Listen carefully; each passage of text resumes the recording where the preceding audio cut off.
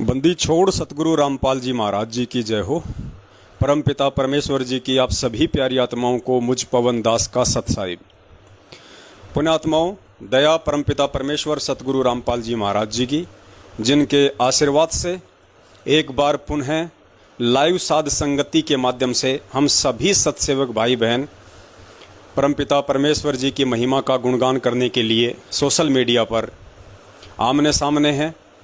ये इस कलयुग की बिचली पीढ़ी में सतगुरुदेव जी के अपने सत्संगों के अलावा साध संगति के रूप में दूसरी सबसे बड़ी दया है, क्योंकि साध संगति हमें परमपिता परमेश्वर जी के सत्संगों के ऊपर टिकने के लिए, उनके वचनों के ऊपर चलने के लिए और भक्ति मार्ग पर दृढ़ता के लिए बहुत ही जरूरी है। तो गुरुदेव ने दया करी आप और हम सभी के ऊपर, जो साध संगति का प्रोग्राम शुरू करवाया और साध संगति के प्रोग्राम से जुड़ के सभी भाई बहन, परमेश्वर ने 8 सितंबर 1951 को गांव धनाना, जिला सोनीपत, हरियाणा की पावन भूमि पर प्रकट होके और फिर अपनी वाणी अनुसार कि जब आवे 5505 तब ये वचन मेरा होगा साचा, वो 5505 वर्ष वाणी अनुसार परमेश्वर के सन 1997 में कंप्लीट होते हैं। और परमेश्वर उस वाणी अनुसार अपने यथार्थ 13वें कबीर पंथ की नींव डाल के आज आप और हम सभी आत्माओं को इस तत्व ज्ञान से रूबरू कर रहे हैं, परिचित करवा रहे हैं, हमें अपने निज लोक सतलोक से अवगत करवा रहे हैं। और लाखों की संख्या में आत्माओं ने परमपिता परमेश्वर को समझा, उनके आध्यात्मिक ज्ञान को समझा और अपने निज लोक सतलोक जाने की तैयारी में लगे हुए हैं। तो पुण्यात्माओं, एक बार कुछ भगत भाई बहन जुड़ जाएं, उसके बाद परमात्मा आगे की साध संगति का प्रोग्राम शुरू करवाएंगे। क्योंकि लाइव शुरू होने के बाद जैसे ही कोई भगत जुड़ता है तो उसको वहीं से सुनाई देता है, वहीं से दिखाई देता है। हालांकि बाद में वो वीडियो को डाउनलोड करके देख सकता है शुरू से, लेकिन 2-4 मिनट तक हम थोड़ा इंतजार करते हैं, तब तक परमेश्वर की कुछ और आत्माएं जुड़ जाती हैं। और आप सभी को पता है 8 सितंबर को परमपिता परमेश्वर सतगुरु रामपाल जी महाराज जी का प्रकाट्य दिवस है। क्योंकि परमेश्वर 8 सितंबर के दिन सन 1991 में भारतवर्ष की पावन भूमि पर प्रकट हुए हैं और अपने यथार्थ 13वें कबीर पंथ को चलाया है। आप और हम सभी आत्माओं को अपने ज्ञान और विधान से परिचित करवाया है। तो आप और हम सभी आत्माओं के लिए यदि इस विश्व में यदि ऐसा कोई दिन है जो खुशी का दिन होना चाहिए या उस दिन को मनाना चाहिए, तो वो केवल 8 सितंबर का दिन है कि हम नीचों के लिए वो परमात्मा सतलोक से चलकर इस मृतलोक में आए। हम नीचों के लिए वो परमात्मा एक लीला करते हैं। हमें समझाने के लिए परमात्मा तरह तरह की घटनाओं को जन्म देते हैं और हमें समझाने के लिए आज वो परमात्मा हिसार जेल में बैठे हुए हैं कि किस प्रकार से एक सुयोग्य भगत को, एक सतगुरु सेवक को अपने सतगुरु के वचनों के ऊपर दृढ़ रहना है, अपने सतगुरु के प्रत्येक वचन पर विश्वास करते हुए भक्ति मार्ग पर चलना है।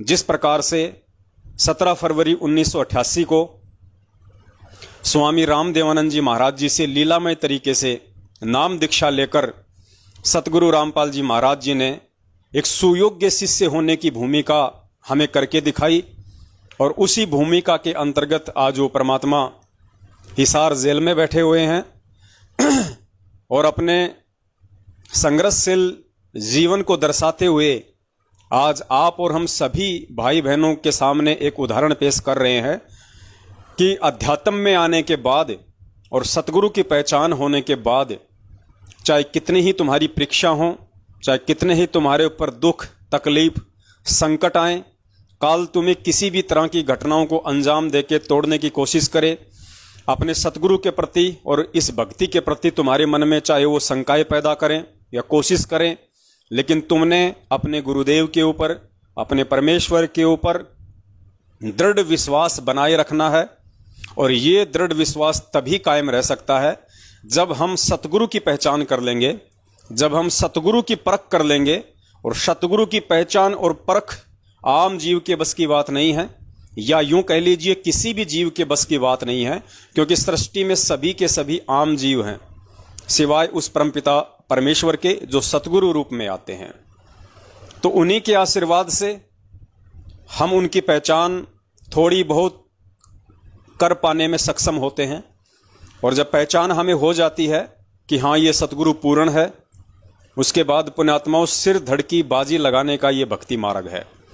उसके बाद हमने सतगुरु के प्रत्येक वचन पर मंसूर जी की तरह, मीरा जी की तरह, धन्ना जी की तरह दृढ़ होकर चलना है, चाहे कितने ही संकट और परेशानियों का सामना क्यों ना करना पड़े। फिर अंत में जीत परमात्मा उन्हीं आत्माओं की करवाता है।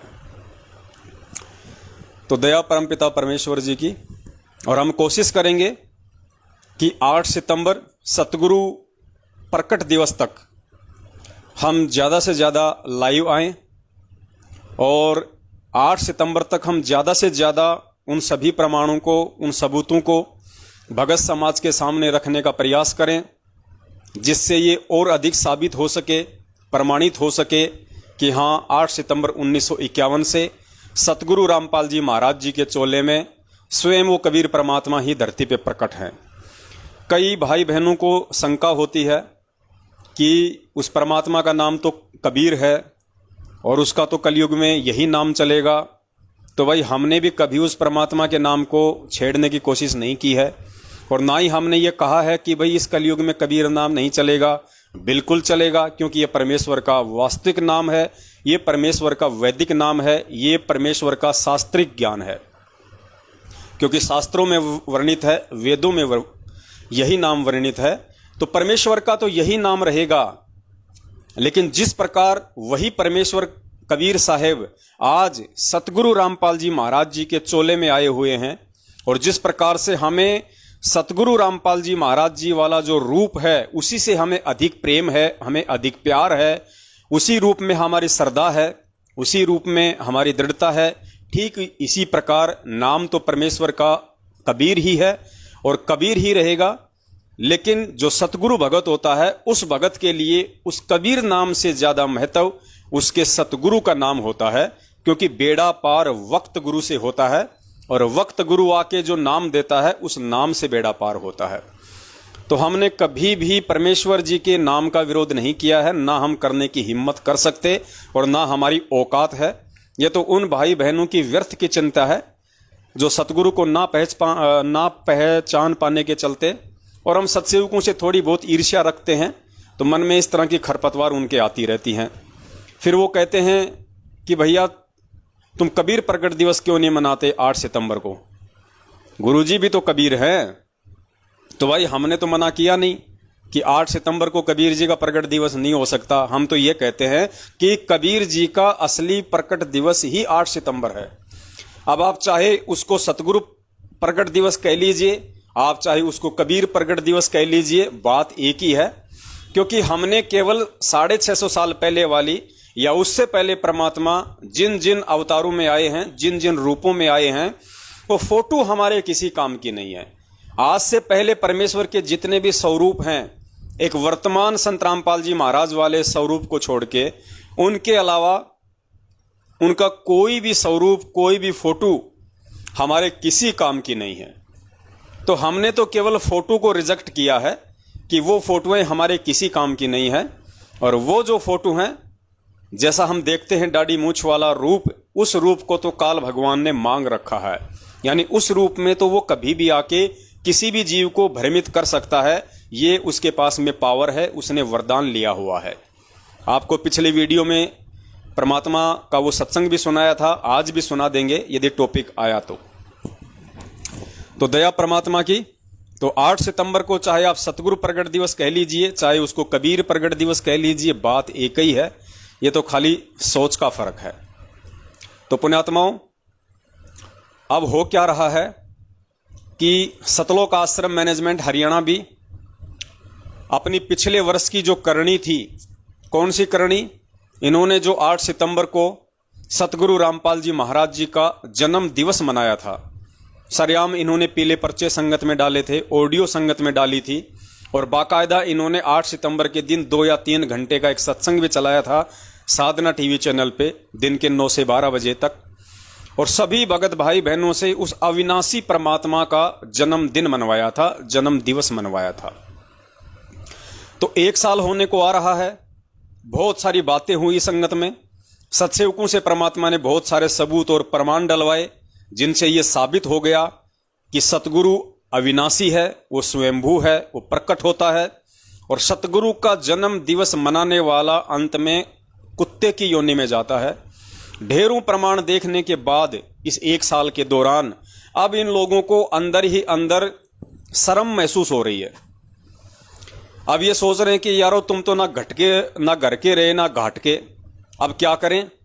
क्योंकि यहां तो परमात्मा के सत्संगों से ही सत्सेवकों ने साबित कर दिया संगत में, सैकड़ों की संख्या में 2-2, 3-3 घंटे की वीडियो डाल के कि भैया संत रामपाल जी महाराज जी खुद कबीर परमात्मा है। और 8 सितंबर को ये परमात्मा काल भगवान से आंख मिचोली खेलते हुए और आप और हम सभी पिछली पीढ़ी के शिक्षित जीवों से ज्ञान आधार से अपनी पहचान करवाने के लिए इस तरह से एक परिवार में आने की इन्होंने लीला की है। एक माता पिता अपने पास में रखने की इन्होंने एक लीला की है। एक दासी और बच्चे अपने पास में रखने की एक लीला की है।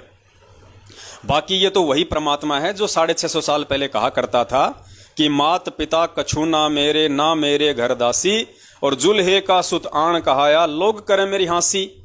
ये वही कबीर परमात्मा है। सिर्फ आंखों का धोखा है उन लोगों के लिए जो इस तत्व ज्ञान आधार से सतगुरु को पहचान नहीं रहे हैं।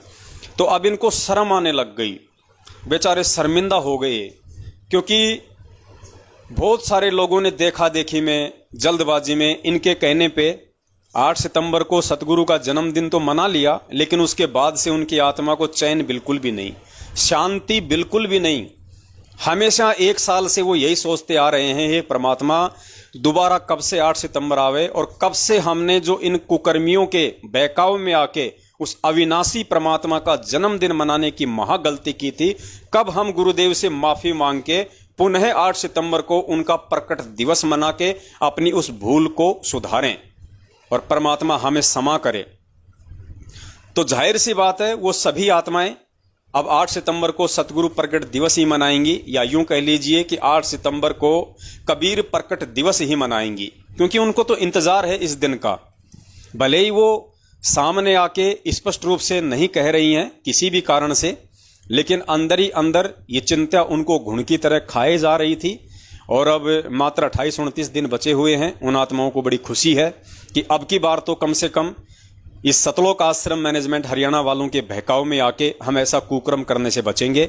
और जैसा कि सत्सेवकों ने ये प्रमाणित किया है और ये शाश्वत सत्य भी है कि वो परमात्मा स्वयं ही सतलोक से चल के आता है, वो परमात्मा स्वयं ही एक भगत की भूमिका करता है, स्वयं ही परमात्मा सतगुरु की भूमिका करता है, तत्वदर्शी संत की भूमिका करता है, और अपने द्वारा रची गई सृष्टि को वो कबीर परमेश्वर स्वयं ही भिन्न भिन्न रूपों में आके यहाँ पे प्रचारित करता है, लोगों को समझाता है। क्योंकि वैसे भी परमात्मा सृष्टि रचना में कहते हैं कि समर्थ का काम उसी को साजे और करे तो डूंडा बाजे। डूंडा यानी मूर्ख बाजे। समर्थ का काम कोई जीव नहीं कर सकता है, 21 ब्रह्मांड का स्वामी नहीं कर सकता। आप और हम जैसे 2 कौड़ी के जीवों की तो औकात क्या है। लेकिन इतनी सी राहत वो परमात्मा अपने बच्चों के अच्छे कर्म बनाने के लिए जरूर दे देता है, सेवा के रूप में, कि करे करावे साइया मन में लहर उठाव, दादू सिर दर जीव के आप बगल हो जाए। दादू जी ने कहा था कि वो परमात्मा अपने भगत के, अपने बच्चों के शुभ कर्म बनवाने के लिए और अपनी रजा से, अपनी तरफ से प्रेरणा करके उनसे कुछ ऐसे अच्छे और शुभ कर्म करवा देता है जिससे उन पुण्यात्माओं के अच्छे कर्म बनते हैं। तो पुण्यात्माओं, काफी संख्या में भगत भाई बहन जुड़ रहे हैं, दया परमेश्वर की। तो अब हम शुरू करते हैं आज का लाइव साध संगति का ये प्रोग्राम। और शुरुआत हमारी यहीं से है कि अब इनको शर्म आने लग गई है बहुत बुरी तरीके से। और अब की बार सतलोक आश्रम मैनेजमेंट हरियाणा की इस कमेटी ने अपने सभी स्टेट कोऑर्डिनेटर और अन्य जितने भी महापुरुष हैं, जो पहुंची हुई हस्तियां हैं, उन सभी ने मिलकर एक मीटिंग की है। और उस मीटिंग में इन्होंने ये निर्णय लिया है कि भैया ये ये जो जन्म दिवस वाला जो नाम है इसको हटाओ। अगर ये जन्म दिवस या जन्मदिन वाला नाम नहीं हटाया तो आने वाले समय में जो पीढ़ियां हैं वो धिक्कारेंगी हमें, और हम तो चलो मर जाएंगे, शरीर छोड़ जाएंगे, लेकिन हमारे जो बच्चे होंगे उनको लोग बोलने नहीं देंगे कि देख तेरे दादा के कुकर्म, देख तेरे बाप के कुकर्म, इतने साल तक गुरुजी की शरण में रहा और उन्हें समझ नहीं पाया, जन्मदिन मना दिया भगवान का, तो अब इनको शर्म आने लग गई है। और अब की बार ये 8 सितंबर को जो पोस्टर बनाएंगे, संगत में जो प्रचारित करेंगे, वीडियो बनाएंगे, पंपलेट बनाएंगे, तो इन्होंने डिसीजन लिया है कि भैया अगर बची खुची अगर इज्जत रखनी है तो अब की बार जन्मदिन या जन्म दिवस की जगह सतगुरु अवतरण दिवस रखो। प्रकट दिवस तो हम नहीं मनाएंगे क्योंकि हम काल के एजेंट हैं, हम उनको प्रकट हुआ तो नहीं मानेंगे, लेकिन हम उनका अवतरण दिवस मनाएंगे। अवतरण दिवस तो पुण्यात्माओं थोड़ा सा हम इस अवतरण दिवस पे भी इनकी धोती सी धोएंगे, ताकि अगली बार ये अवतरण दिवस को भी छोड़ के प्रकट दिवस पे ही आ जाएं।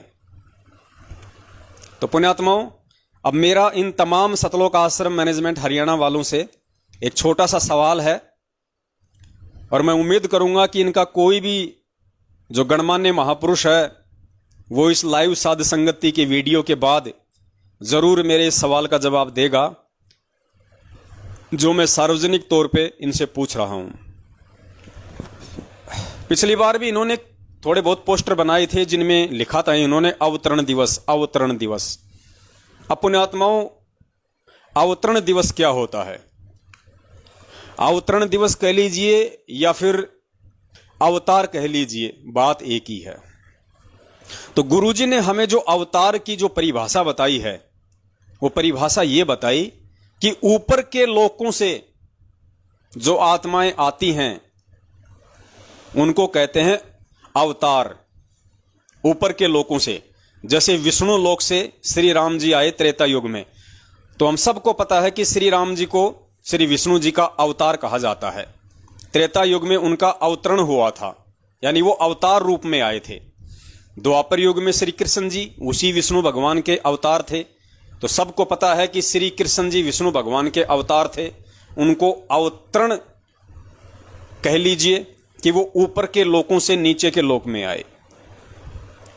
अब मेरा इनसे सवाल ये है कि गुरुदेव ने हमें जो अवतार या अवतरण की जो परिभाषा बताई है उसके अकॉर्डिंग यदि कबीर परमात्मा का कोई अवतार इस धरती पे आएगा, अगर तुम सतलोक आश्रम मैनेजमेंट हरियाणा वाले ये मानते हो, क्योंकि ये तो तुम्हारे पोस्टर साबित करते हैं कि तुमने लिखा है पिछली बार भी कि संत रामपाल जी महाराज जी का अवतरण दिवस 8 सितंबर 1951।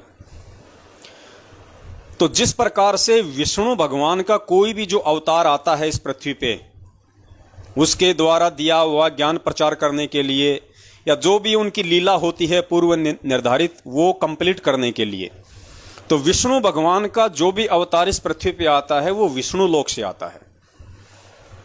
और शंकर भगवान का यदि कोई अवतार इस पृथ्वी पे आएगा तो वो शंकर जी के लोक से आएगा। जैसे गुरुजी ने बताया कि मोहम्मद जी थे, मुस्लिम धर्म के जो प्रवर्तक थे, मोहम्मद, हजरत मोहम्मद, वो शंकर भगवान के गण थे, वो शंकर जी के लोक से आए थे। तो मोहम्मद जी का जो अवतरण है वो कहां से हुआ था? शंकर जी के लोक से। ऐसे यदि कोई ब्रह्मा जी का अवतार होगा तो वो ब्रह्मलोक से आएगा। इसी प्रकार यदि कोई कबीर परमात्मा का अवतार होगा तो कबीर परमात्मा का अवतार जाहिर सी बात है सतलोक से आएगा, क्योंकि कबीर परमात्मा सतलोक में रहते हैं, वो उनका निज लोक है। तो कबीर परमात्मा का यदि धरती पे कोई अवतार आएगा, और तुम संत रामपाल जी महाराज जी को परमात्मा तो नहीं मानते, लेकिन तुम बार बार इस बात का जिक्र करते हो कि संत रामपाल जी महाराज उस कबीर परमात्मा के अवतार हैं। संत रामपाल जी महाराज जी को उस कबीर परमात्मा ने भेजा है अपना संत बना के, अपना प्रतिनिधि बना के। तो जाहिर सी बात है इस बात को दुनिया में कोई काट नहीं सकता, और ना ही तुम लोग इस बात को काट सकते कि यदि संत रामपाल जी महाराज तुम लोगों के अनुसार कबीर परमेश्वर के अवतार हैं, तो जाहिर सी बात है कबीर परमेश्वर का अवतार सतलोक से आएगा, उस कबीर लोक से आएगा। अब मेरा सबसे बड़ा सवाल यह है पुण्यात्माओं, अगर संत रामपाल जी महाराज जी को तुम कबीर भगवान का अवतार भी मानते हो, और यह सत्य है कि कबीर जी का अवतार वो कबीर लोक से आएगा, सतलोक से आएगा, तो सतलोक से कौन आत्मा आएगी? सतलोक से वही आत्मा आएगी जो आत्मा इस मृत्यु लोक के जन्म और मरण के इस दीर्घ रोग से मुक्त होके सतलोक में जा चुकी है। जिस आत्मा का इस पृथ्वी लोक से और इस पृथ्वी लोक के प्राणियों से किसी प्रकार का कोई कनेक्शन नहीं, जिसका इस पृथ्वी लोक पे किसी प्रकार का कोई ऋण शेष नहीं, क्योंकि सतलोक तो वही आत्मा जा सकती है जब तक वो आत्मा 21 ब्रह्मांड तक का और 7 संख्य ब्रह्मांड का जो स्वामी है अक्षर पुरुष, जब तक उन सभी का वो ऋण चुकता नहीं कर देगी तब तक वो आत्मा सतलोक में जा नहीं सकती। तो अगर संत रामपाल जी महाराज यदि कबीर जी के अवतार हैं तो जाहिर सी बात है वो सतलोक से पृथ्वीलोक पे आए 8 सितंबर 1951 को, और सतलोक से आए हैं तो इस पृथ्वीलोक से उनका कोई ऋण नहीं, उनका कोई लेन देन नहीं, वो तो खाली कबीर परमात्मा के दास बन के आए हैं, वो तो खाली कबीर परमात्मा के प्रतिनिधि बन के आए हैं, उनका नाम लेके आए हैं, उनकी शब्द शक्ति लेके आए हैं, वो तो उनके आदेश से उनका काम पूरा करने के लिए आए हैं। तो संत रामपाल जी महाराज जी का तो पृथ्वीलोक पे किसी प्रकार का कोई ऋण है ही नहीं। तो मेरा सवाल तुम लोगों से यह है कि यदि संत रामपाल जी महाराज जी को तुम कबीर जी का अवतार मानते हो और कबीर जी का अवतार सतलोक से आएगा और सतलोक से जो प्राणी यहां आएगा उस परमात्मा का संदेशा लेके, तो इस लोक से उसका किसी प्रकार का कोई ऋण नहीं है, तो फिर वो संत रामपाल जी महाराज गांव धनाना जिला सोनीपत हरियाणा में भगतमती इंद्रो माई के गर्भ से जन्म क्यों लेगा? उनके पेट में 9 महीने वो कष्ट क्यों उठाएगा? उनके पेट में 9 महीने ऊपर को पैर नीचे को सिर वो नरक क्यों भोगेगा? क्योंकि सतलोक से जो आत्मा आएगी उस आत्मा का इस पृथ्वी लोक पे कोई ऋण नहीं होता है। तो इंद्रो माई से संत रामपाल जी महाराज जी का ऐसा कौन सा ऋण था, ऐसा कौन सा वो कर्जा शेष रह गया था जो संत रामपाल जी महाराज जी उस ऋण को चुकाने के लिए, उस कर्जे को चुकाने के लिए इंद्रो माई के गर्भ में आएंगे और 9 महीने वो कष्ट उठाएंगे। क्योंकि सतलोक से जो आत्मा आएगी यदि उस परमात्मा का प्रतिनिधि भी बनके, उस परमात्मा के अवतार रूप में यदि कोई आत्मा भी आएगी, तो पुण्यात्माओं फिर हमें यह जवाब दे दो कि उस आत्मा का इंद्रो माई से क्या ऋण था, क्या संबंध था? वो मुक्त हो चुकी आत्मा खाली अपने परमेश्वर का आदेश लेके इस लोक पे आएगी, तो उसका इंद्रो माई से क्या संबंध था? कौन सा ऋण बाकी था, कौन सा वो कर्जा बाकी था? और यदि कोई कर्जा बाकी था तो संत रामपाल जी महाराज जी की आत्मा फिर मुक्त कैसे हो गई? तो पुण्यात्माओं, ये सतलोक आश्रम मैनेजमेंट वाले हर पॉइंट पे फेल हैं।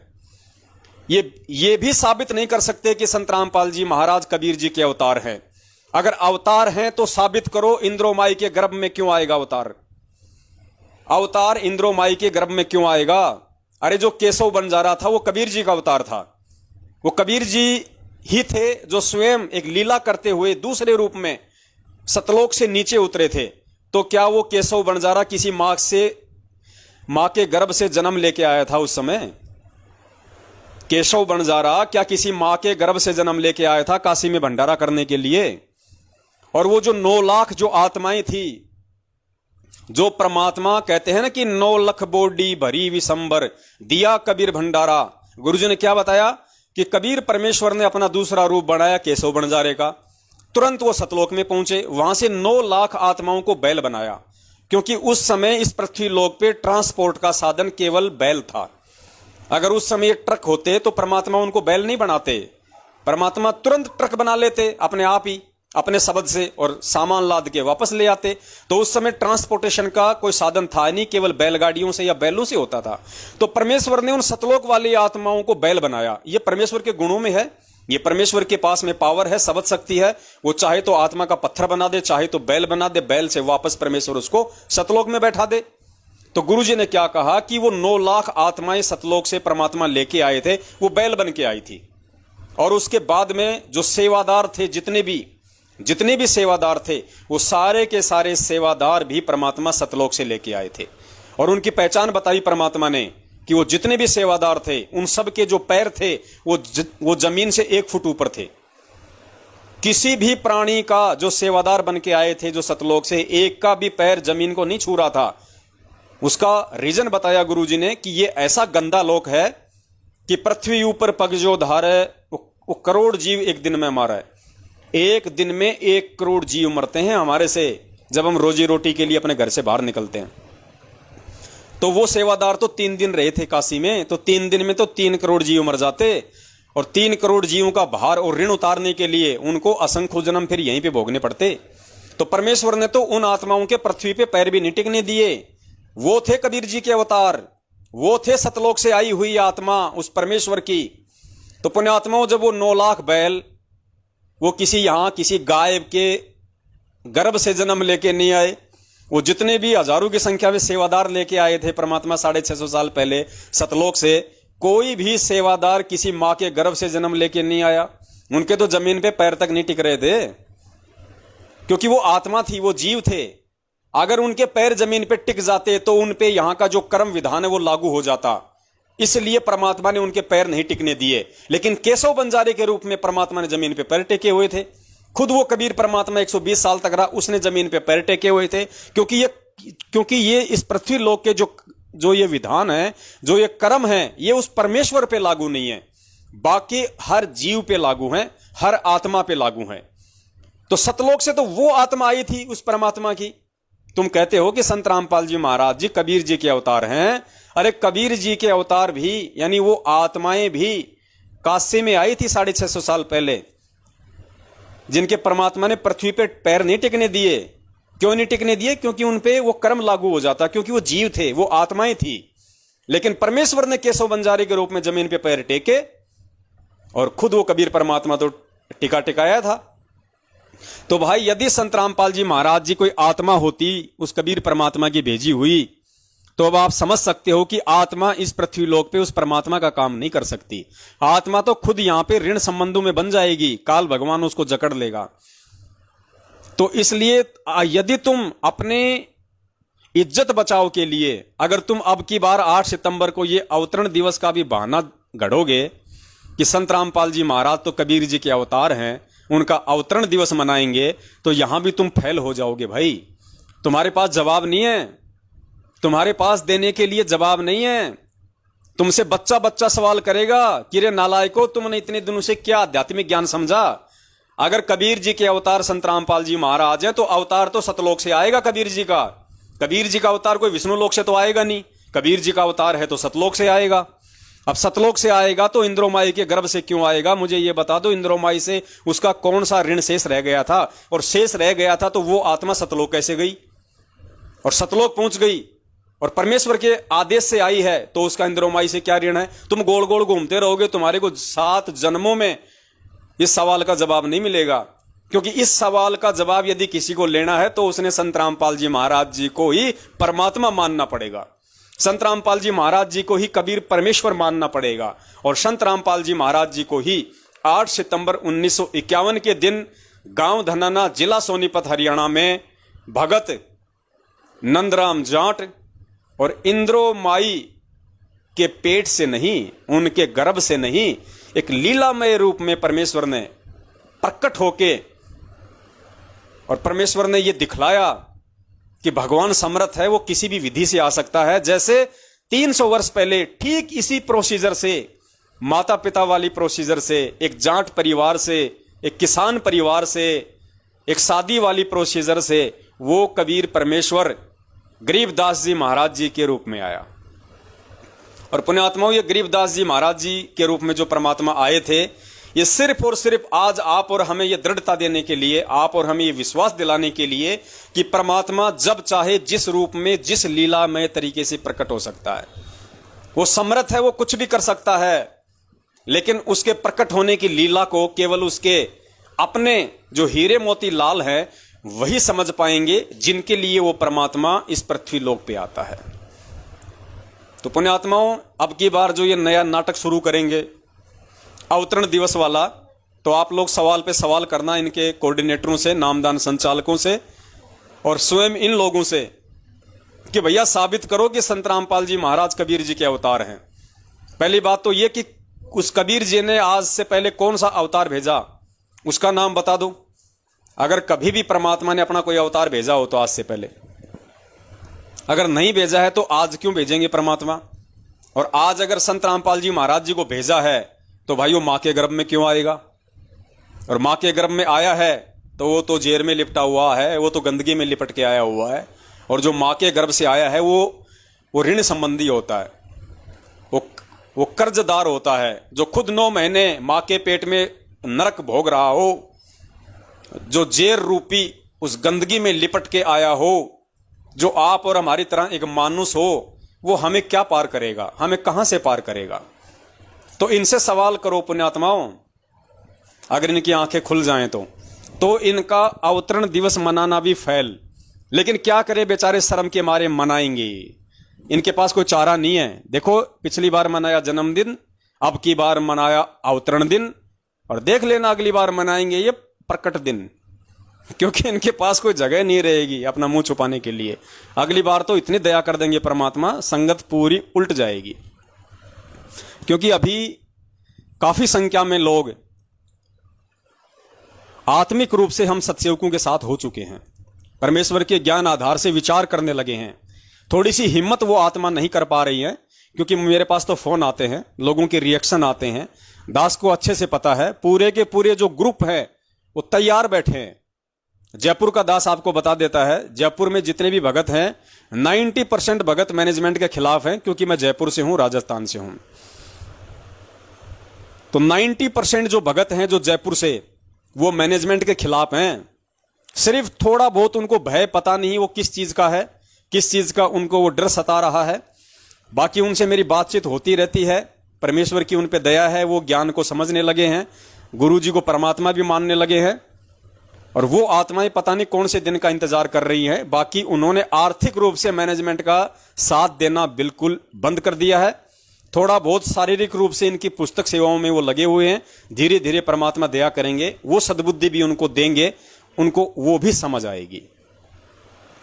तो अब हम आगे बढ़ते हैं पुण्यात्माओं, क्योंकि 8 सितंबर आ रहा है, और उससे पहले हम सभी भाई बहनों ने साध संगति के माध्यम से इतना दृढ़ हो जाना है कि भाई धरती पे यदि कोई भगवान है, कोई परमात्मा है, तो केवल संत रामपाल जी महाराज हैं, केवल मेरा सतगुरु है। उनके अलावा और कोई भगवान नहीं, कोई परमात्मा नहीं। और आपको एक छोटा सा इंटरव्यू दिखाते हैं।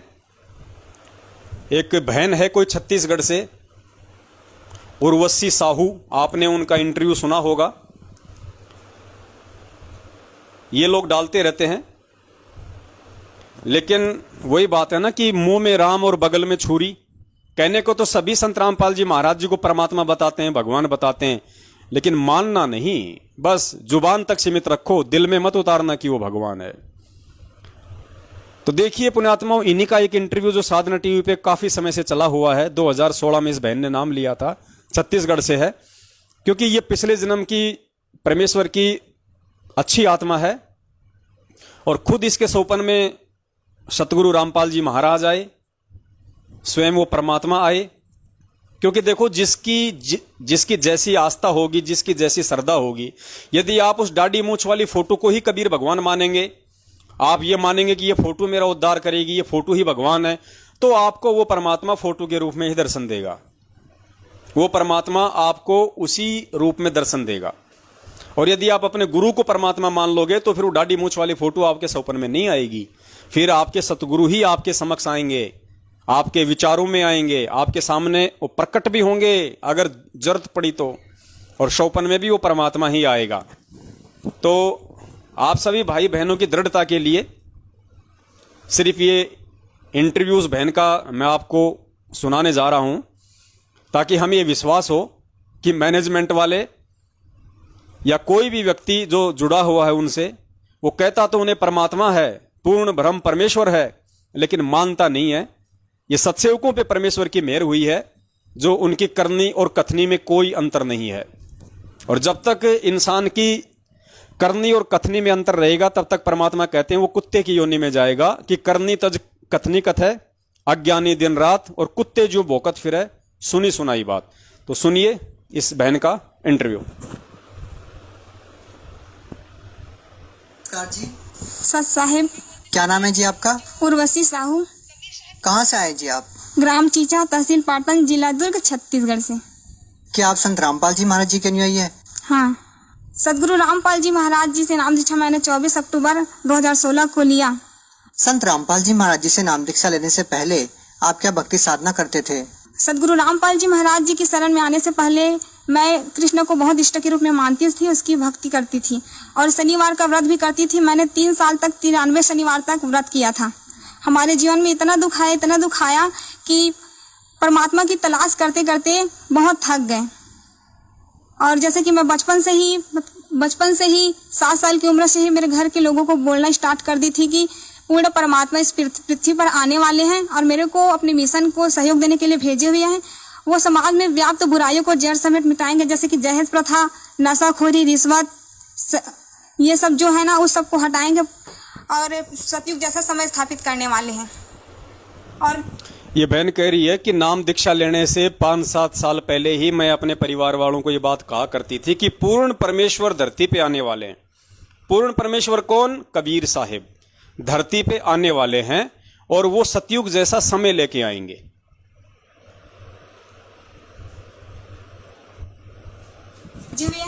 वो समाज में व्याप्त बुराइयों को जड़ समेत मिटाएंगे, जैसे कि दहेज प्रथा, नशाखोरी, रिश्वत, ये सब जो है ना, उस सब को हटाएंगे और सतयुग जैसा समय स्थापित करने वाले हैं। और मेरे को 2016 में भी मिलने वाला है, ये भी बताया था। क्या आपको समय की जानकारी थी? आपको जो महापुरुष जिसके बारे में आप बचपन से अपने परिवार वालों को बताते रहे हैं, वो आपको कब मिलेंगे? क्या आपको कोई जानकारी थी? बस समय पता था और पूर्ण परमात्मा है ऐसा करके पता था। लेकिन हमारे हिंदू धर्म में व्याप्त जो गुरु है ना, वो लोग कृष्ण को ही पूर्ण परमात्मा समझते थे। तो मैं कृष्ण को ही पूर्ण परमात्मा समझकर उसकी भक्ति करने लगी। कृष्ण को हमेशा अपने साथ रखती थी। स्कूल जाती थी तो उसके अपने बस्ते में छिपा कर ले जाती थी और देखती थी। स्कूल के जो हमारे सर मैडम है, उन लोगों से भी ज्ञान चर्चा करती थी कि पूर्ण परमात्मा ऐसा होता है, वो आने वाले हैं ऐसा करके। तो सभी से करने लगती थी। हमारे स्कूल के जो मेरे सहेली लोग थे, वो लोग बोलते थे कि आप संत के जैसे बोला करते हो, बिल्कुल संत के भाषा में बोलते हो, ऐसा करके मेरे को बोलते थे। और मैं बोलती थी कि जो कबीर साहब की जो दोहे हैं ना, वो मेरे को बहुत पसंद आते थे। और ज्ञान चर्चा भी कबीर के दोहे में क्या करते थे हम लोग स्कूल में। गायत्री मंत्र है वो भी जाप करती थी, रामायण का पाठ करती थी, गीता का। बचपन से ही बहुत पूजा पाठ करती थी सभी देव देवताओं की। आप संत रामपाल जी महाराज जी की शरण में कैसे आई?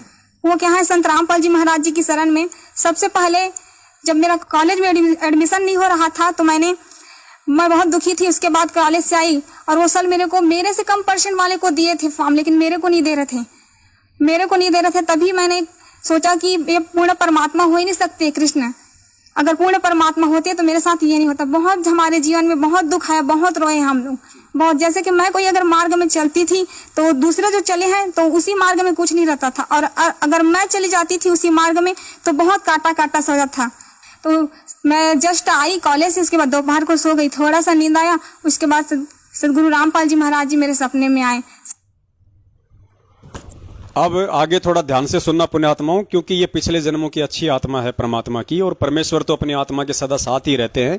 जैसे नाम दीक्षा लिए बिना वो परमात्मा मीराबाई जी के साथ थे, धन्ना जी के साथ में थे, परमात्मा द्रौपदी के साथ में थे, प्रहलाद भगत के साथ में थे। तो आज तो परमात्मा की धरती पे अनगणित विशेष आत्माएं आई हुई है। तो आज तो परमेश्वर लाखों चमत्कार करेगा अपनी आत्माओं को दृढ़ता प्रदान करने के लिए, उनको भक्ति मार्ग पे लगाए रखने के लिए। तो अब ये बहन जिक्र कर रही है जिसने 2016 में नाम दीक्षा ली थी। अब ये आगे जिक्र कर रही है कि सतगुरु रामपाल जी महाराज मेरे सौपन में आए और वो साधारण वेशभूषा में थे और संत तो वो सब पाखंड के। उसके बाद सदगुरु रामपाल जी महाराज जी मेरे सपने में आए और वो साधारण वेशभूषा में थे और संत तो वो सब पाखंड के जैसे कि जटा, लंबे नाखून और बाल बढ़ाए, दाढ़ी लंबी, वो सब थे। लेकिन संत रामपाल जी महाराज जी के ऐसे नहीं थे। तो मैं बोली मेरे मम्मी को बोली कि मम्मी एक आए थे एक संत, लेकिन वो बोल रहे थे मेरे को कि आपका एडमिशन हो जाएगा बेटा, आप चिंता मत करना। लेकिन मैं जानती भी नहीं थी वो संत है, लेकिन आत्मा जो है परमात्मा को पहचान लेती थी। लेकिन मेरी आत्मा ने पहचान लिया कि वो संत ही हैं।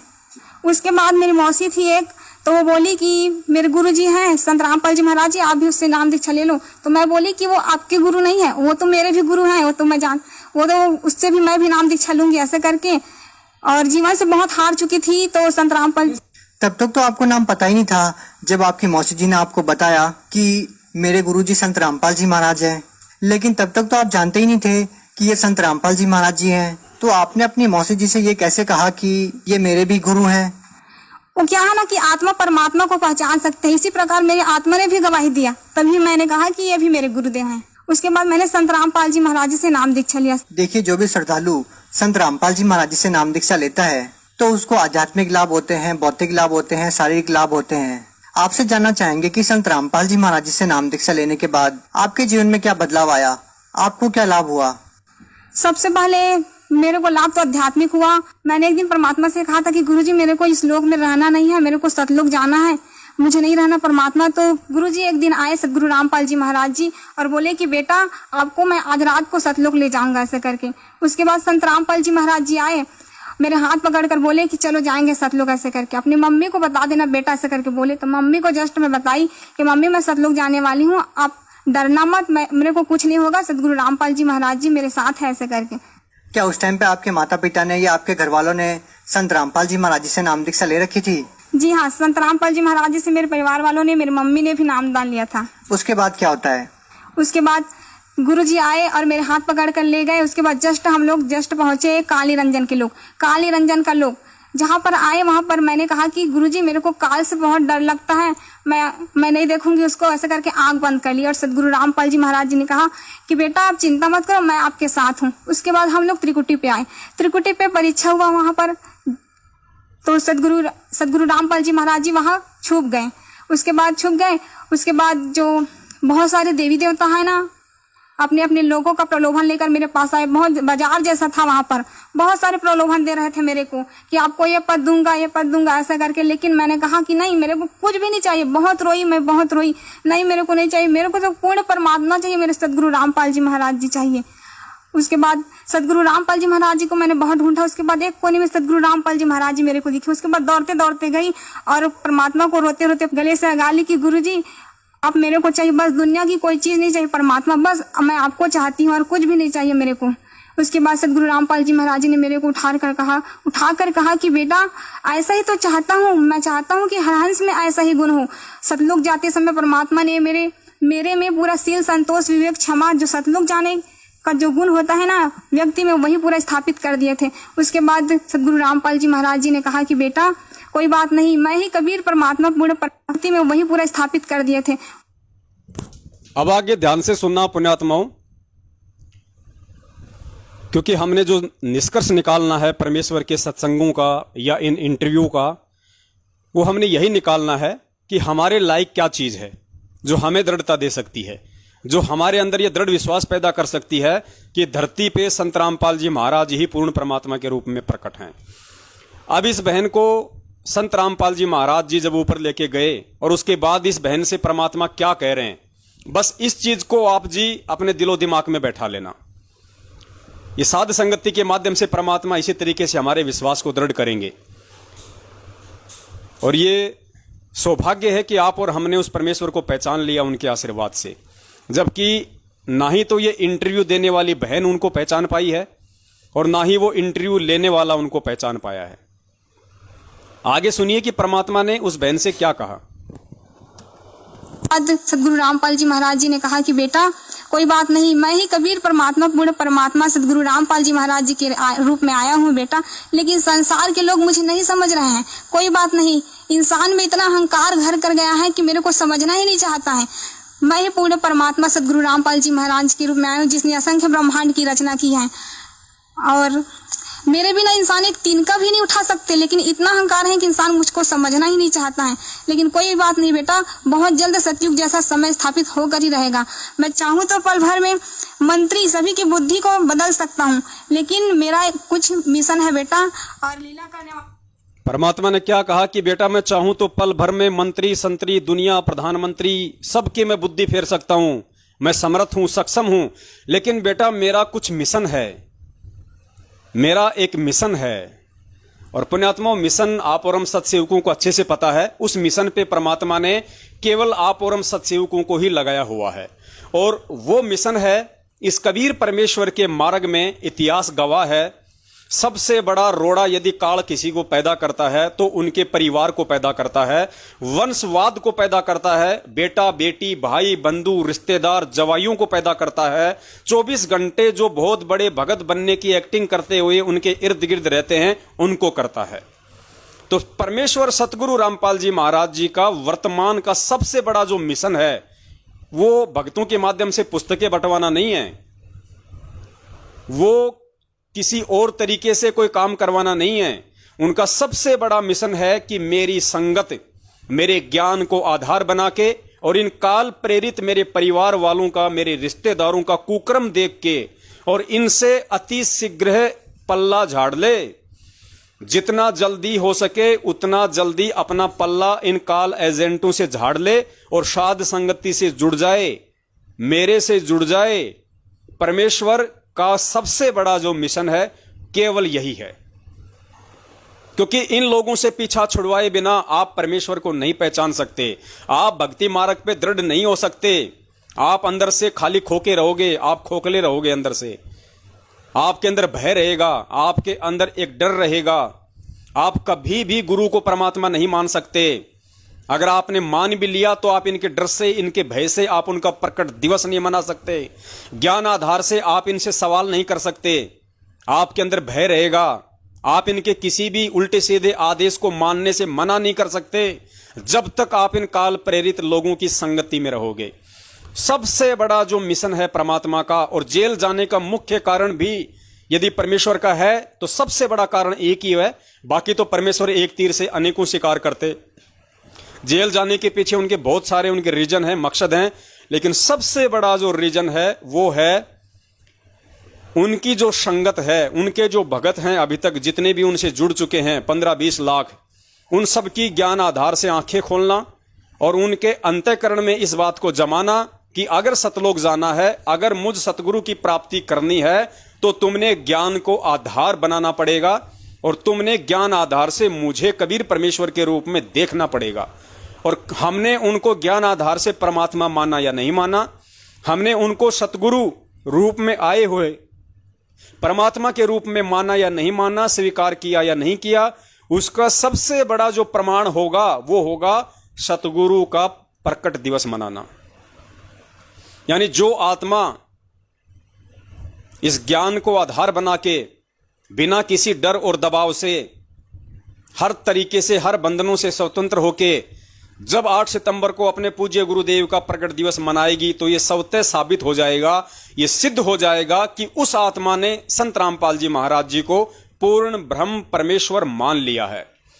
देखो, ये 8 सितंबर को प्रकट दिवस मनाने से, खाली प्रकट दिवस ही मनाने से हम कोई पार नहीं हो जाएंगे। ये प्रकट दिवस मनाना तो एक बहाना है उस परमेश्वर के लिए। असल में वो परमेश्वर इसकी आड़ में ये देखना चाहता है कि कितनी आत्माएं मुझे पहचान पाई हैं, क्योंकि प्रकट दिवस मनाने की हिम्मत वही आत्मा करेगी जो आत्मा गुरु को परमात्मा मान चुकी होगी। ये पहचान है। इस कलयुग की बिचली पीढ़ी में गुरु को परमात्मा आपने माना या नहीं माना है, या 650 साल पहले की तरह खाली मुंह में राम और बगल में छुरी वाला काम था कि गुरुजी हम तो आपको परमात्मा ही मानते हैं, हम तो आपको भगवान ही मानते हैं। और मालिक को पता था कि तुम मुझे परमात्मा मानते हो या भगवान मानते हो, और उसकी परमात्मा ने एक छोटी सी परख की थी। हमारी स्थिति से परमात्मा ने हमको ही रूबरू करवा दिया। एक ऐसी लीला की छोटी सी हाथी पे बैठने की, हम सब की हेकड़ी निकल गई। उनको कितनों ने परमात्मा माना, आज हमें मालूम पड़ गया 64 के 64 लाख फेल हो गए। तो वही स्थिति आज है, वही स्थिति आज है। परमेश्वर को तो मालूम है कि लाखों की संगत में से कितनी आत्माएं मुझे परमात्मा के रूप में देख चुकी हैं, जान चुकी हैं, पहचान चुकी हैं, और कितनी आत्माएं हैं जो केवल मुझे एक संत मानती हैं, केवल मुझे अपना गुरु मानती हैं, इससे ज्यादा नहीं मानती हैं, लेकिन दिखावा करती हैं बंदी छोड़ के जयकारे लगाने की, सतगुरु कहने की। बंदी छोड़ सतगुरु रामपाल जी महाराज की जय। और बंदी छोड़ की परिभाषा का उनको मालूम नहीं है कि बंदी छोड़ की डेफिनेशन क्या होती है। तो परमेश्वर ने हमारी स्थिति हमारे सामने रखनी चाहिए, उसके लिए परमेश्वर ने ये लीला की और ये साध संगति का प्रोग्राम चलवाया। और परमेश्वर ने ये कहलवाया कि भैया 8 सितंबर को सतगुरु रामपाल जी महाराज जी धरती पे प्रकट हैं, और जो उनका प्रकट दिवस नहीं मनाएगा वो सतलोक जाने का अधिकारी नहीं है। क्योंकि सतगुरु प्रकट दिवस मनाना इस बात का साक्ष्य है कि आपने अपने सतगुरु को पहचान लिया, आपने अपने सतगुरु को मानुष नहीं बल्कि परमात्मा मान लिया। उसके बाद मैं बहुत जल्द सतयुग जैसा समय स्थापित करूंगा। उसके बाद गुरुजी ना मेरे को सतयुग जैसा समय है उसमें ले गए। तो मैं बोली कि गुरुजी ऐसा ऐसा होगा बेटा, देखो ऐसा करके पूरा भविष्य में ले गए। तो मैं गुरुजी से बोली कि गुरुजी हम लोग जाएंगे वहीं पर, चलो ना रहेंगे ऐसे करके। तो सतगुरु रामपाल जी महाराज जी ने कहा कि बेटा हाँ बहुत जल्द रहने वाले ना, आप चिंता ना करो। तो इंटरव्यू आपने सुना उर्वशी बहन का, छत्तीसगढ़ से हैं। परमेश्वर की दया है इनके ऊपर, लेकिन अब तो ये जाने कि ये सतगुरु को परमात्मा मान पाई है या नहीं मान पाई है। कहने को तो सभी लोग ऐसी बड़ी बड़ी बातें करते हैं। और पुण्यात्माओं सबसे बड़ी बात देखो, जो इंटरव्यू ले रहा है उसका नाम है सिद्धार्थ दास। और ये जो सिद्धार्थ दास है जो आजकल इंटरव्यू लेता है भक्तों के, आपने जो आवाज सुनी है, ये मुकदमा नंबर 428 में भगोड़ा घोषित है। ये भगोड़ा घोषित है, ये अपना टाइम पास कर रहा है। इसको तो एक अच्छा बहाना मिल गया, कभी मध्य प्रदेश घूमने का, कभी छत्तीसगढ़ घूमने का, कभी राजस्थान घूमने का। ये मुकदमा नंबर 428 में भगोड़ा घोषित है और ये अपना टाइम पास कर रहा है। इसको मतलब नहीं है कि कोई संत गुरु रामपाल जी महाराज जी को परमात्मा बता रहा है या जीव बता रहा है, या वो परमात्मा है या नहीं है। इनको तो अपने टाइम पास से मतलब है। इनकी तो बढ़िया रोजी रोटी चल रही है। महीने का 30-40 हजार रुपया आराम से इनको संगत की जो कमाई है मेहनत की, वो हराम के रूप में इनको मिल जाती है। अच्छा खासा इनका धंधा पानी चल रहा है, इससे ज्यादा इनको कोई मतलब नहीं है। अरे इंसान है, सतगुरु का भगत है, सामने तेरी बहन क्या बोल रही है कि खुद संत रामपाल जी महाराज जी कह रहे हैं कि बेटा मैं ही कबीर परमात्मा हूं, पूर्ण ब्रह्म परमेश्वर हूं, और लोग अहंकार के चलते मुझे पहचान नहीं पा रहे। अब वो अहंकार वाला इशारा परमात्मा कहां कर रहा है? वो अहंकार वाला इशारा परमात्मा मैनेजमेंट की तरफ कर रहा है कि ये अहंकार ग्रस्त मान बढ़ाई के भूखे जीव मुझे पहचान नहीं रहे, जीव में इतना अहंकार समा गया। अरे दुनिया के लिए परमात्मा क्या कहेंगे? जिनको नाम दीक्षा दे दी, जो उनके भगत बन गए, आज उनमें इतनी मान बढ़ाई और अहंकार है, तो दुनिया से हम क्या उम्मीद करें कि दुनिया उनको भगवान मान ले? तो ये बहन सामने बोल रही है, उसके गुरुजी कह रहे हैं कि मैं ही कबीर परमात्मा हूं, पूर्ण ब्रह्म परमेश्वर हूं, लोग मुझे पहचान नहीं रहे। धरती पे संत रामपाल जी महाराज जी के रूप में मैं ही आया हुआ हूं। ये आराम से अपना पकड़ के और 10 इंच का पाए पर उसके मुंह की तरफ लगा के, हाँ जी क्या लाभ हुए, क्या लाभ नहीं हुए, फलाना दिखना तिखना। बस इनको टाइम पास से मतलब है। इनको कोई मतलब नहीं है कि वो क्या बोल रही है, मैं क्या पूछ रहा हूं और दुनिया क्या सुन रही है। इनको कोई मतलब नहीं है इन सब बातों से। तो ये सिद्धार्थ दास है, ये भगोड़ा घोषित है मुकदमा नंबर 428 में। ध्यान रखना, ये अपना टाइम पास कर रहा है छुप छुप के। अब देखियो पुण्यात्माओं, 650 साल पहले जो परमेश्वर ने लीला की थी हाथी पे बैठने की, अपनी बेटी को जो नाम दीक्षा ले चुकी थी, पहले जो कर्म से जो गणिका थी, वैश्या थी, उसको परमात्मा ने सजा के धजा के हाथी पे बैठाया, रविदास जी को अपना पीलवान बनाया। और परमेश्वर ने एक परीक्षा ली थी। वो परीक्षा क्यों ली थी परमात्मा ने? सिर्फ और सिर्फ आप और हमें अपना आईना दिखाने के लिए कि जो तुम बोलते हो उसको तुम भगवान मानते भी हो क्या? तुम जो मुझे परमात्मा परमात्मा कह रहे हो, क्या तुम मुझे परमात्मा मानते भी हो क्या? तो परमेश्वर ने एक छोटी सी लीला की, ध्यान से सुनिए।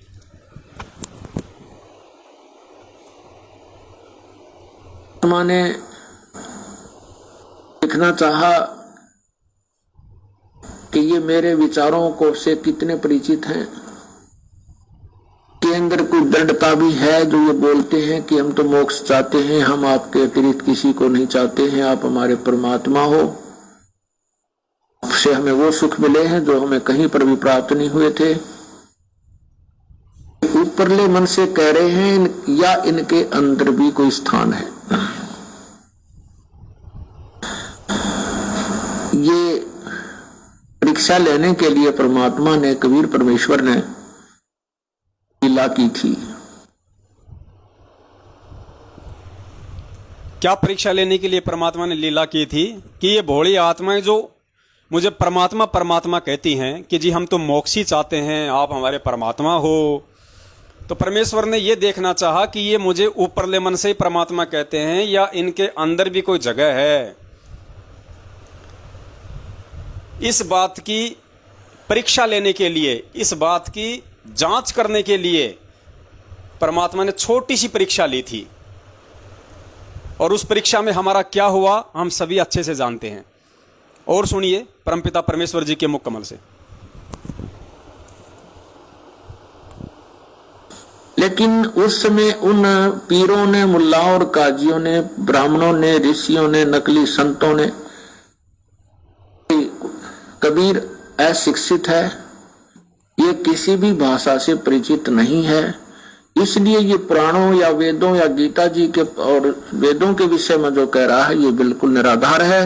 इसलिए हम अनजानों उनको, क्योंकि हम शिक्षित नहीं थे, उनकी इन बातों को सत्य मान लिया कि सचमुच कबीर जी अशिक्षित हैं, बाकी शक्ति बहुत है इनमें, क्योंकि हमें लाभ हो रहा है,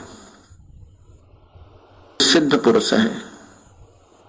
ऐसे हमने उस भगवान को पहचाना नहीं, और वो हम उनके साथ ज्ञान आधार से नहीं लगे थे, अपने सुख के कारण लगे थे, लाभ के कारण लगे थे, जो संसारिक लाभ ही हम चाह रहे थे, जिस कारण से हम फेल हो गए थे। क्योंकि परमात्मा ने तो मालूम था, परमात्मा को ये मालूम था कि ये भोली आत्मा केवल देखा देखी लग रहे हैं, ज्ञान कति नहीं, इनको मेरे पे विश्वास नहीं है। यही सिद्ध करने के लिए, क्योंकि परमात्मा सत्संग में कहते थे कि तुम सभी केवल स्वार्थ वश लग रहे हो, अपने संसारिक और यहाँ के ही व्यवस्था को मांगने आते हो, तुम परमार्थ नहीं चाहते हो। लेकिन वो भोली आत्मा कहा करती, नहीं जी हम तो मोक्ष ही चाहते हैं, हम तो मोक्ष ही चाहते हैं। तो परमात्मा ने उनको एक पिछोड़ लगाई थी, कि सतीथी उन्हीं के सामने प्रकट करनी चाहिए थी। तो परमात्मा ने एक पिछोड़ लगाई थी और उन्हीं की जो वास्तविक जो स्थिति थी वो उन्हीं के सामने जाहिर कर दी कि तुम मुझे कितना पहचान पाए हो, और तुम मुझे परमात्मा मानते हो या क्या मानते हो, और तुम मेरे से स्वार्थ के चलते जुड़े हुए हो या मोक्ष के लिए जुड़े हुए हो। तो पुण्यात्मा जब भीड़ इकट्ठी हो जाती है तो हर युग में परमात्मा अपने भक्तों की परीक्षा लेता है। तो आज भी भीड़ इकट्ठी हो गई थी बहुत ज्यादा मात्रा में। आश्रम के अंदर जो पुराने भगत थे उन्होंने बहुत सारी गंदगियां भी फैलानी शुरू कर दी थी। माता बहनों के साथ में अनैतिक संबंध भी बनाने लग गए थे बड़े बड़े, अपने आप को जो महापुरुष कहते हैं, जो भगत हैं बड़े बड़े। बहुत सारी इन्होंने ऐसे ऐसे कुकर्म करने शुरू कर दिए थे जिनका जिक्र परमात्मा ने अपने बयानों में कर रखा है। आज भी गुरु जी ने अपने बयानों में उन बातों का जिक्र कर रखा है। जब पुलिस वालों ने पूछा कि आश्रम में ये गलत काम महिलाओं के साथ ये किसने किए, तो गुरु जी ने स्पष्ट रूप से अपने बयान में इस बात का जिक्र कर रखा है कि मैंने नहीं किए। तो पुलिस वालों ने कहा फिर किसने किए, तो गुरु जी ने कहा कि सेवादार और समिति वालों ने। हम 7 साल से झक मरा रहे हैं, हम 7 साल से इनको कह कह के थक गए, 7 साल से हम वीडियो ऑडियो डाल डाल के थक गए कि अगर तुम एक बाप की औलाद हो, और अगर तुम सच्चे हो, और अगर तुम भगत हो, और अगर बरवाला कांड में तुम्हारा किसी प्रकार का कोई दोष नहीं है, और यदि संत रामपाल जी महाराज जी ने 2014 बरवाला कांड के बाद सतलोक आश्रम मैनेजमेंट हरियाणा अपने बेटा बेटी भाई बंधुओं के खिलाफ यदि बयान नहीं दिए, तो तुम गुरुजी के उन बयानों को सार्वजनिक करने से क्यों डर रहे हो? अरे संत रामपाल जी महाराज जी के बयानों की फोटोकॉपी संगत में भेजने से तुम्हें क्यों डर लग रहा है? तुम्हारे क्यों पसीने आ रहे हैं? अरे हमारा बाप है, हमारा गुरु है, कोर्ट में क्या हुआ क्या नहीं हुआ, हमारे गुरुजी ने किसके खिलाफ बयान दिए, हमारे गुरुजी के खिलाफ किसने बयान दिए, ये जानने का प्रत्येक भगत को अधिकार है, क्योंकि वो हमारा बाप है, हमारा पिता है। और पुण्यात्माओं 7 साल हो गई, आप लोगों को कुछ भी नहीं दिखाया इन्होंने, और फिर भी आप इन्हीं की गुलामी कर रहे हो, आप इन्हीं की चापलूसी कर रहे हो, इन्हीं का थूका हुआ चाट रहे हो। अगर ये दूध के दूल्हे होते और बरवाला कांड में अगर इनका कोई दोष नहीं होता, तो ना तो पुण्यात्माओं आज 7 साल से ये कुत्ते की तरह ये भगोड़े बन के घूमते। ये कुत्ते की तरह, परमात्मा कहता है ना, कुत्ता कारण फिरे टूका कारण फिरे कुकरा घर घर 70 घर फिरावे, टूका कारण फिरे कुकरा 70 घर फिरावे। तो ये तो उस कुत्ते से भी बदतर हैं जो रोटी के टुकड़ों के चलते पिछले 7 साल से भगोड़े बन के दर दर भटक रहे हैं। अगर ये सच्चे होते तो ना तो ये भगोड़े बन के घूमते और ना ही पुण्यात्माओं ये गुरुजी के बयानों को सार्वजनिक करने से डरते। आज तक इन्होंने गुरुजी का एक भी बयान संगत में वायरल नहीं किया, ना इनके वकीलों ने किया, क्योंकि सबके सब दोषी हैं, सबके सब ये भ्रष्टाचारी लोग हैं। ये जितने भी वकील कर रखे हैं इन लोगों ने अपने बचाव के लिए कर रखे हैं। अरे बरवाला कांड करवाया मैनेजमेंट ने, महेंद्र भगोड़े ने, वकील कर रखे महेंद्र भगोड़े ने। तो बताओ वो वकील महेंद्र भगोड़े का बचाव करेंगे या गुरुजी का बचाव करेंगे? अगर तुम बिल्ली को दूध की रखवाली के लिए छोड़ोगे तो बिल्ली उसकी रक्षा करेगी या खुद अपना पेट भरेगी? तो संगत को तो ऐसे मूर्ख बना गया 7 साल से। पैसा संगत का, सब कुछ संगत का, वकील कर लिए उन भगोड़ों ने, उन गद्दारों ने जिन्होंने गुरुजी को जेल करवाई, जिन्होंने बरवाला कांड करवाया। और संगत सोच रही है कि वो बिल्ली हमारे दूध की रक्षा करेगी। फुट्टे भाग तुम्हारे 7 साल से चिल्ला रहे हैं, अभी तक समझ में नहीं आई किसी के। अब जब तुम्हारे ये घुटने टूटने लग रहे हैं ना, जब तुम्हारे घर में ये कहर टूट रहे हैं, अकाल मृत्यु हो रही है, तब तुम्हें सत्सेवकों की बातें याद आ रही हैं। नहीं तुम सत्सेवकों का मुंह भी देखना पसंद नहीं करते। पर चलो ठीक है, परमात्मा कहते हैं समझा है तो सिर दर पांव, बहुर नहीं रहे ऐसा दाव, सुबह का भटका हुआ शाम को घर आ जाए तो भी कोई दिक्कत नहीं है। अभी भी समझ जाओगे तो फायदा है तुम्हारा। तो यहां परमात्मा कह रहे हैं कि उन पुण्यात्माओं को उनकी जो स्थिति थी वो परमात्मा ने दिखाई कि लो भाई, तुम मुझे कितना परमात्मा मानते हो, कितना तुम मुझे भगवान मानते हो, और तुम मेरे से अपने लोभ लालच और स्वार्थ के लिए जुड़े हुए थे या मोक्ष के लिए जुड़े हुए थे। तो परमेश्वर ने परीक्षा लेके सबको अपनी औकात याद दिला दी। तो पुण्यात्माओं आज भी तो भीड़ इकट्ठी हो रखी है। आज क्या परमात्मा हमें अपनी औकात याद नहीं दिलाएगा? और परमेश्वर ने बरवाला कांड के बाद औकात याद दिला दी संगत को कि संगत संत रामपाल जी महाराज जी को खाली परमात्मा जुबान से कहती है या हृदय से मानती भी है? सिर्फ जुबान से बोलती है 90% संगत, सिर्फ जुबान से। बंदी छोड़ सतगुरु रामपाल जी महाराज की जय हो, हमारे गुरु जी कबीर जी हैं, हमारे गुरु जी कबीर जी के अवतार हैं, हमारे गुरु जी से हमारा मोक्ष होगा। अरे वो बात तो ठीक है, गुरु जी से ही मोक्ष होगा, लेकिन तुम कितना मान पाए गुरु जी को? ये तुम्हारी परीक्षा 7 साल से चल रही थी। और 2020 में तो परमात्मा ने तुम्हारा नींबू सा निचोड़ के रख दिया, जब मैनेजमेंट ने उसी कबीर परमात्मा का जन्मदिन मनवाया और तुम लोगों ने जन्मदिन मनाया। और परमात्मा ने तुम्हारी औकात तुम्हारे सामने लाके रख दी कि देख नालायक, तू मेरे को कहता था कि मेरा गुरुजी कबीर है, मेरा गुरुजी परमात्मा है, मेरा गुरुजी भगवान है? और नालायक तूने मुझे अपने जैसे मानुष की श्रेणी में लाके खड़ा कर दिया। मेरा जन्मदिन मना के, मुझे मां के पेट से आया हुआ तूने साबित कर दिया मेरा जन्मदिन मना के। अरे नालायको, जन्मदिन तो मैं तुम्हारा ही मनाने के लिए मना करता हूं। गुरुजी के सत्संग सुनना। परमात्मा ने नाम दीक्षा लेने के बाद एक भगत को उसका जन्मदिन मनाने का आदेश नहीं दिया। अगर सतनाम मिल गया हो तो नियम पढ़ लेना। हमारा जन्मदिन तक परमात्मा ने मनाने के लिए मना किया हुआ है।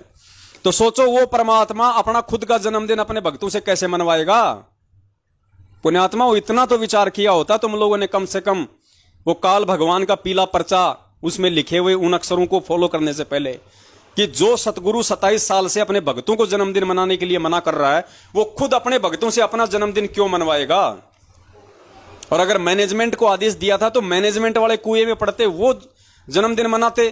तुम क्यों उनके पीछे अपनी ऐसी तैसी करवा के बैठ गए? अपना एक जन्म तुम लोगों ने बढ़ा दिया।